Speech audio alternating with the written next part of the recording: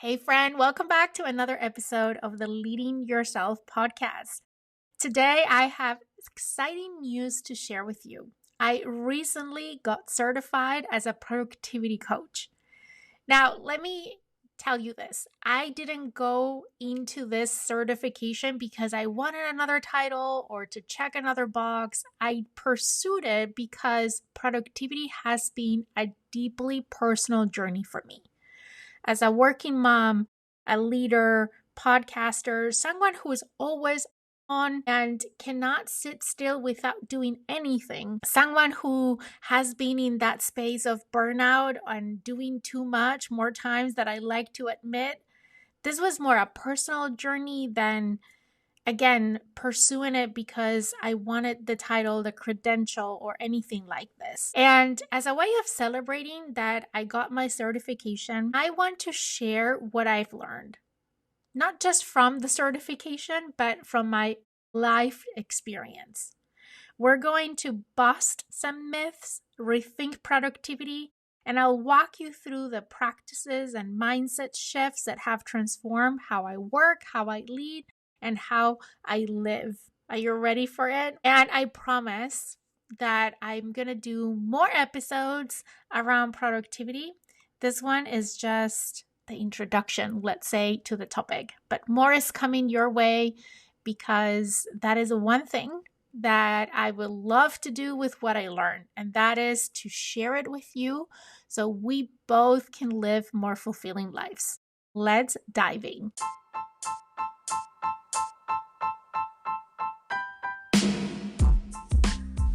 Welcome to the Leading Yourself podcast. This is your host, Carolina de Arriba. I'm an HR professional, coach, wife, mom, and above all things, a goal-getter. In this podcast, we're going to be digging into all things leadership, professional and career development, habits, and relationships. This is a podcast for those who want to become the best version of themselves, those who have big dreams and are willing to embrace the journey and put in the work to achieve them. My goal is to share with you the tools, tips, and tricks to help you in your journey. So let's dig into today's episode. Okay, I'm ready to dive in with you on this topic of productivity. I'm super excited. One of the things I'm most excited about this certification is being able to inject content to the podcast around productivity. Because as I mentioned, productivity has been a deeply personal journey for me. And I'm excited to be able to share more with you now that I have more tools in my toolbox and I've been able to shift my mindset around productivity. Now, if I was sitting down with a past version of myself and I was talking to her and telling her all the things that I'm going to share with you, she would have been skeptical and say, that is the soft side of productivity. Where are the tools? Where are the frameworks? How can I best manage my time?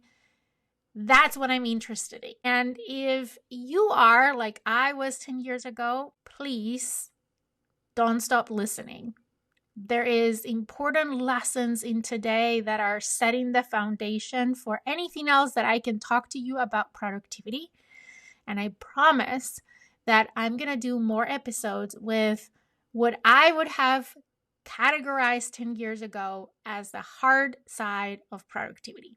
But for now, I want to start here with some of the myths that we believe about productivity. Most of us are walking around with deeply integrated, ingrained, unspoken beliefs about productivity. And often, they're completely false. They sound like more is better. If I just manage my time better, everything would fall into place. Productivity is about output, getting stuff done, period. Or rest is earned only after the list of to-dos is done. Or if I'm not busy, I'm falling behind. Do they sound familiar? All of these were mindsets that I had, beliefs that I had about productivity, as I said, in past versions of myself. I actually believe all of those at one point, especially the first two. I used to think that being productive meant being constantly in motion, always doing, always striving. I had color coded to do lists, productivity apps, time blocked calendars. I still do all of those things, but now with a different intention and a different mindset. I knew how to plan, I knew how to hustle, but I didn't know how to pause and ask myself things like, is all of this actually moving me in the direction that I want to go? Let me share a quick story. A few years ago, I was in a season of high output at work, at home, in my personal goals, every area of my life. I was checking off to-do lists like a machine. 15 things a day, done. Inbox 0, achieve. But I was exhausted deeply. And here's the thing. Even when I got it all done, I wasn't fulfilled. I was productive, but not purposeful. I was busy, but not better. That was the beginning of the shift for me, because here's what I've learned, both from my own experience and from becoming a certified productivity coach. Productivity is not about doing more. It's about doing what matters most. It's not about checking every box. It's about making sure that the boxes you're checking actually lead to something meaningful.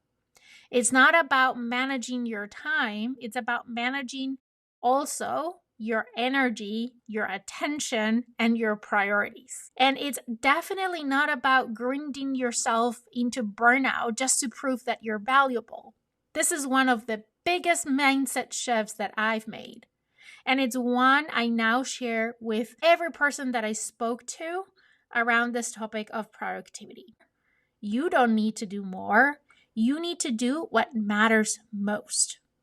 So I want to invite you to pause for a second and reflect. What beliefs about productivity are you carrying that might no longer serve you? Maybe it's the belief that rest is lazy.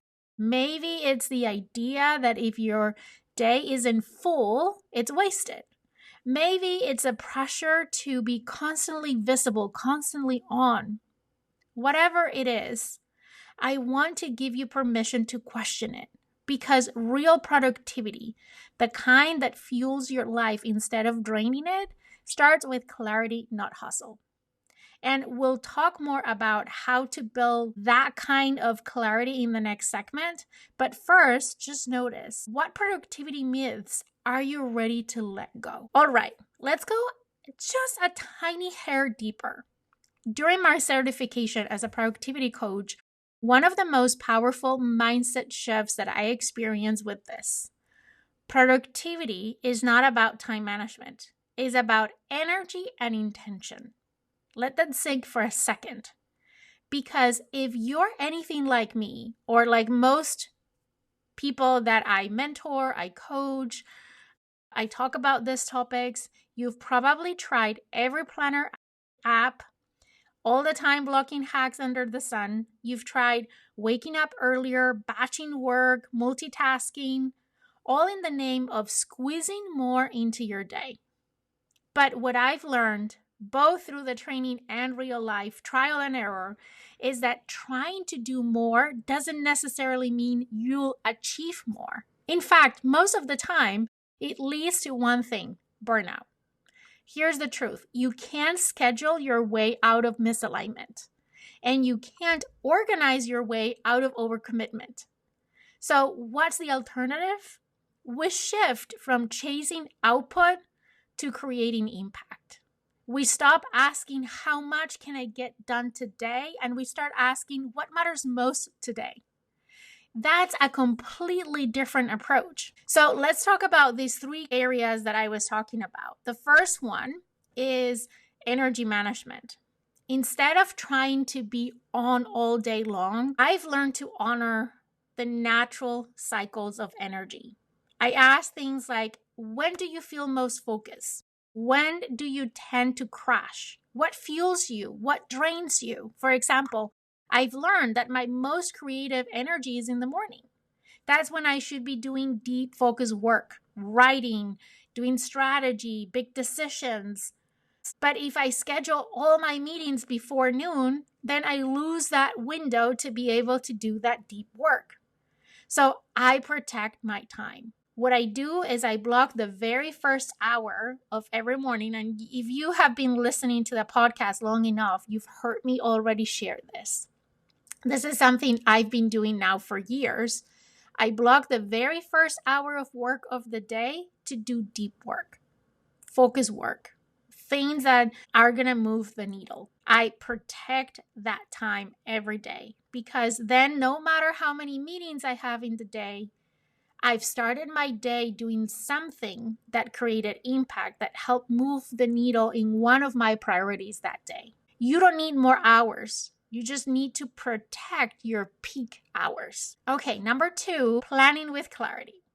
Here's the truth. You can't prioritize everything. When everything is important, nothing is. That's why you need clarity. Clarity about your goals, clarity about your roles, clarity about what done even looks like, or what good even looks like. Now, in this certification, we were encouraged to ask ourselves powerful, grounding questions like, what does success look like for me this week?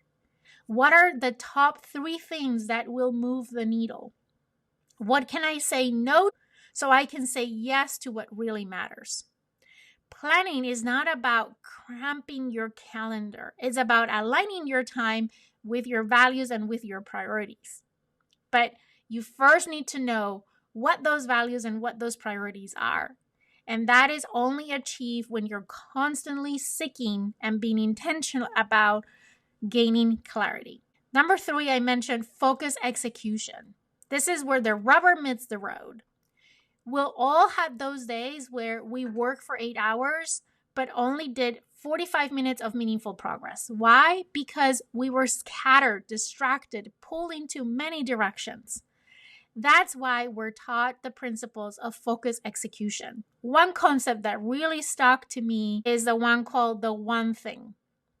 And there is even a book called The One Thing. You may probably have read it. It was written by Gary Keller, and it was reinforced in our certification training. And it's a book that I loved when I read. And the question is, what's the one thing I can do such that by doing it, everything else becomes easier or unnecessary? That question alone has helped me restructure my days. Instead of jumping into email first thing in the morning, I started by asking, what's my one thing today? And that's my first hour in the morning that I block. It's for the one thing. And once I identify it, then I protect that time. I try to minimize all distractions. I actually put my phone away during that time. I put it in a different room. I turn off my email, so I'm not checking email. I'm not distracted by notifications. And I use the Pomodoro technique a couple of times to do that deep work. We'll talk more about the Pomodoro technique in a future episode. But for now, that's my message. How can you protect your time to do that focus execution around the one thing, your one priority that day? For you, that can mean 25 minutes. It could mean 90 minutes of deep work in the morning or 1 power hour in the afternoon. Either way, it's about doing less better, not more faster, right? We want to do less and do it better instead of doing more and doing it faster. So here's what I want to leave you with. Productivity isn't about cramping your calendar. It's about creating space for what matters most. It's about using your best energy for the most important work. And it's about building momentum, not just movement. So try this. Before you end the day today, ask yourself, what is one thing that I can do tomorrow that would move the needle? And what can I let go of to create the space so I can work in that one thing?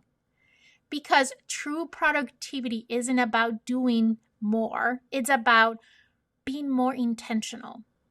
And now I want to share some of the exact tools and techniques I've adopted that have helped me not just talk about it, but actually practices in my own life. Hey friend, quick pause because I've got something really exciting to share with you. Thrive is back. That's right. Thrive 2025 is happening this September 8th through the 12th, and you're officially invited. If you've been craving to boost your clarity, confidence, and energy to finish the year strong, this is your moment. Thrive started as a way to celebrate my birthday during the pandemic, and now it's become a tradition. 5 days of powerful conversations, inspirations, and real tools to help you elevate every area of your life. That's our theme this year, elevate, because you're not here to play small.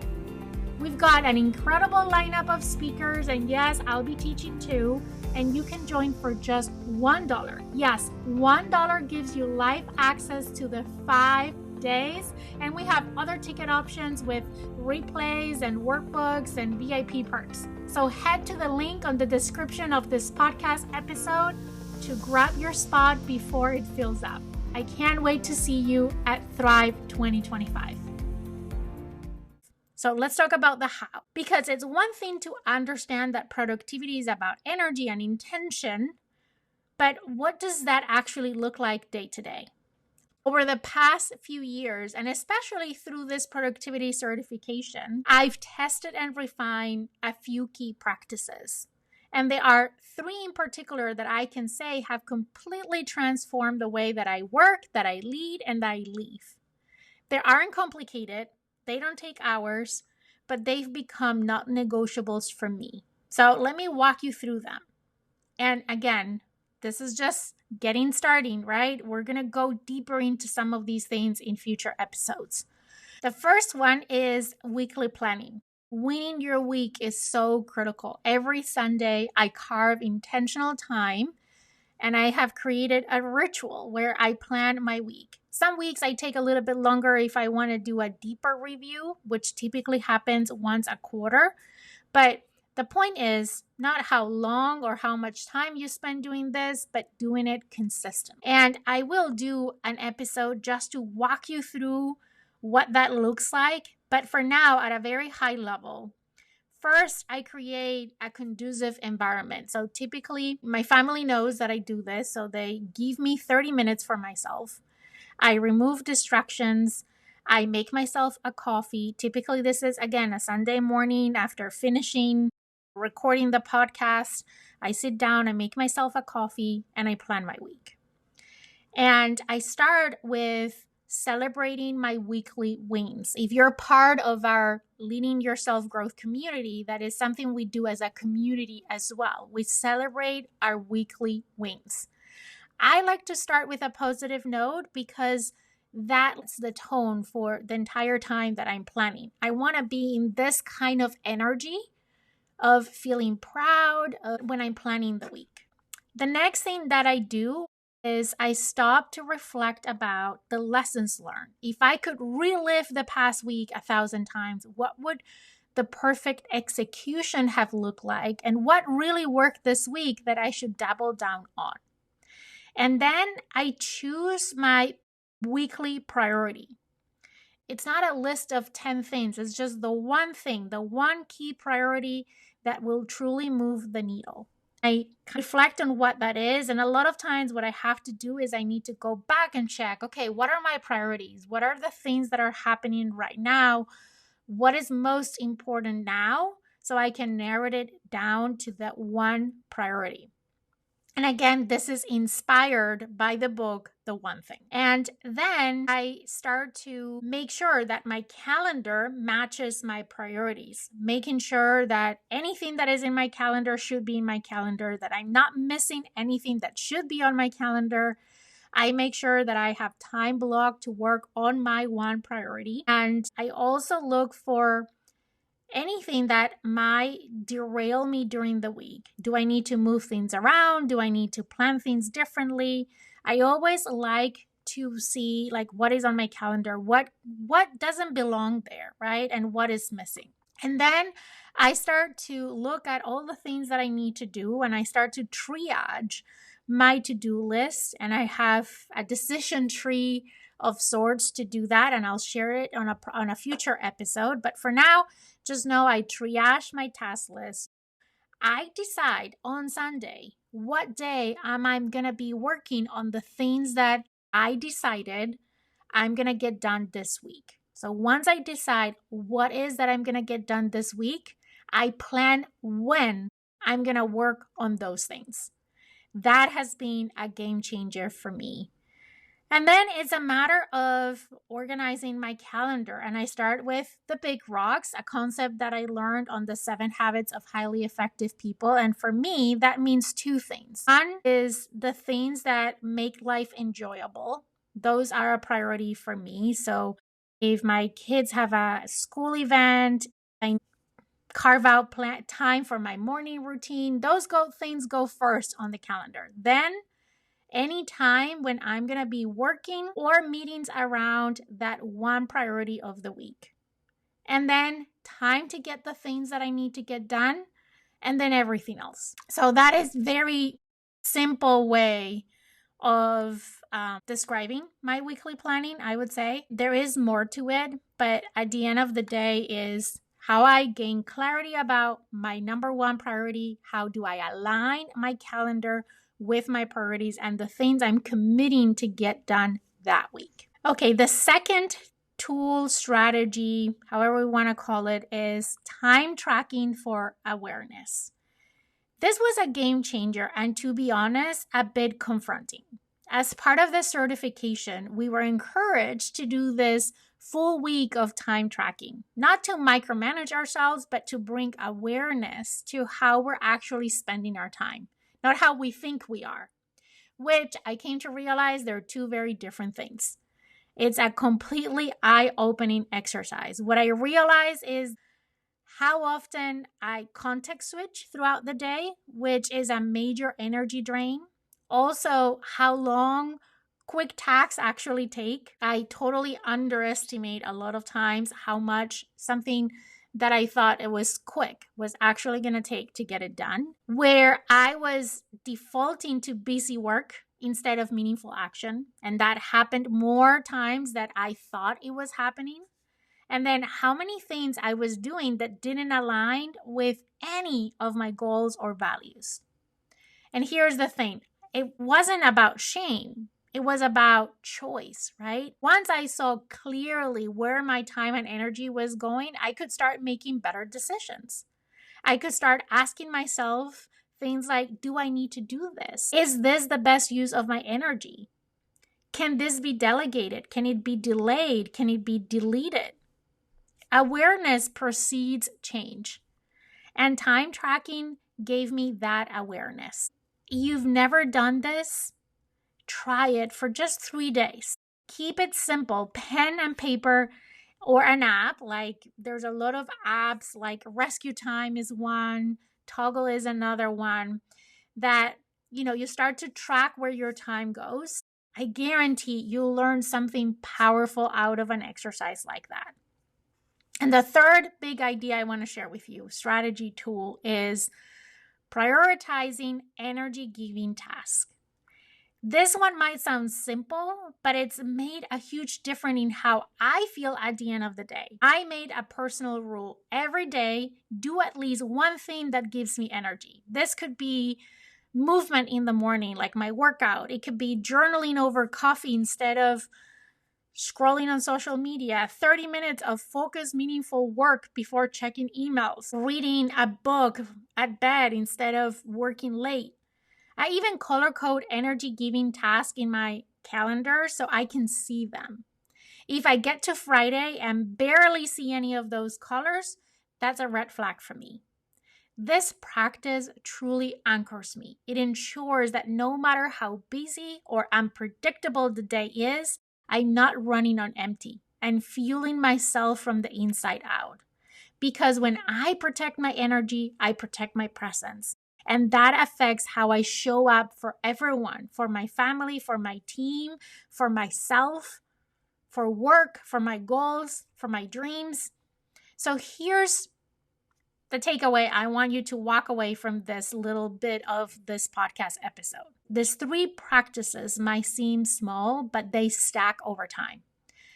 Have a weekly ritual to plan and reflect. 2, get in the habit of checking in on where your time actually goes.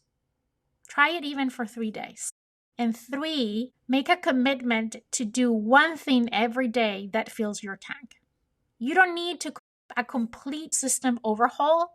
You just need to start with one thing. And if you're in a season where you're feeling overwhelmed, maybe don't add another tool. Maybe subtract something first. Create space to listen to what you need and then build from there. Next, I want to share with you what productivity looks like through the lens of self-leadership and how to actually stay consistent without relying on willpower alone. This is when we get to the heart of it, because the biggest mindset shift that I've experienced, both through my own journey and through becoming a certified productivity coach, is this. Productivity is not the goal. It's the vehicle to help you live more intentional, more aligned, and more alive. When I was younger in my career, I thought productivity was about more hours, more checkbox, more hustle. But more doesn't always equal better. In fact, that mindset got me burnout, depleted, and constantly questioning why I didn't feel fulfilled, even when I was getting a lot done. Now, I define productivity as making space for what matters, whatever that is in this season. Sometimes that means work. Deep, focused, fulfilling work. Sometimes means family, being present for dinner, shutting the laptop off after work, saying yes to playtime. Sometimes it means rest, recharging, letting yourself pause without guilt. One concept that has deeply resonated with me is embracing seasons in life and work. You don't expect nature to bloom year-round. Why do you expect that of ourselves? There are seasons of hustle, of creating, of pushing, of, doing a lot of push, right? There are seasons of healing where it's more about slowing down and integrating and catching your breath. And the biggest mistake I think we make is we try to live every week as it was meant to be a sprint. That's how we burn out. That's how we disconnect from joy, from presence, and from ourselves. So instead of setting rigid productivity goals every week, I check in with myself. What season am I in today? What does productive mean here? What do I want to feel proud of by the end of the week? What needs to matter most right now? Not in theory, but in this season that I'm right now.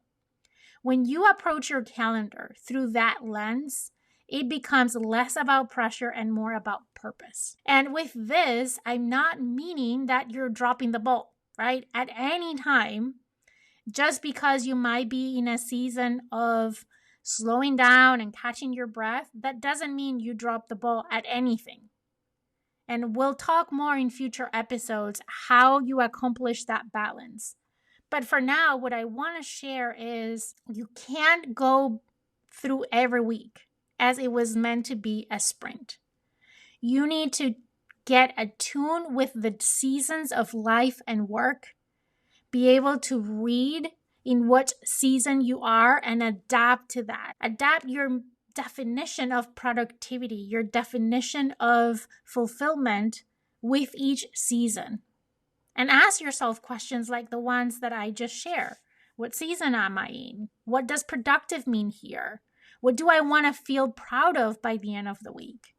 What is the one thing that I need to be focused on right now? When you start using productivity tools, not to squeeze more in, but to prioritize what aligns, everything changes. You stop measuring your success by your output and you start measuring it by your impact and your presence. You get better boundaries. You say no with clarity. You plan with intention. You finish your day like you honor your values, not just your inbox. That's when productivity stops being about perfection or performance and it starts becoming about peace and impact. If you're still listening, I want to leave you with a question. What does productivity mean to you right now? And when I say that, I'm not mean what it should mean, but what you need it to mean in this season of your life. Here's my challenge for you today. Pick one thing from today's episode and experiment with it this week.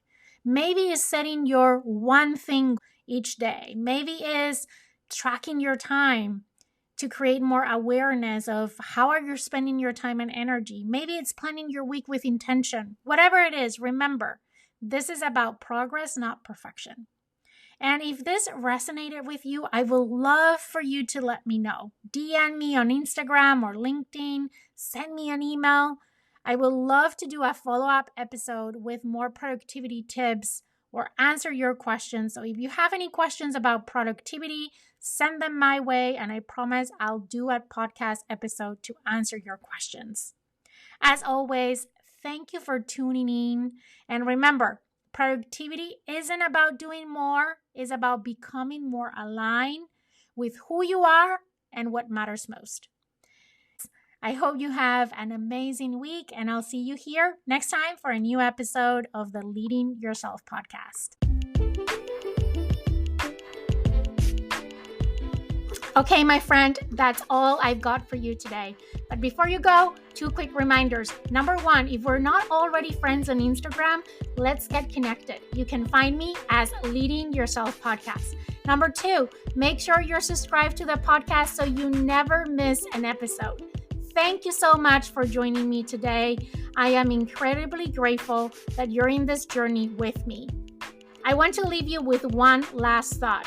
I want to remind you that you're destined for more and that every step that you take brings you closer to becoming that best version of yourself. Embrace each day as a chance to learn, grow, and chase your dreams. The world needs you to shine brightly, so go out and show up fully and authentically. Take care, and I'll see you next time.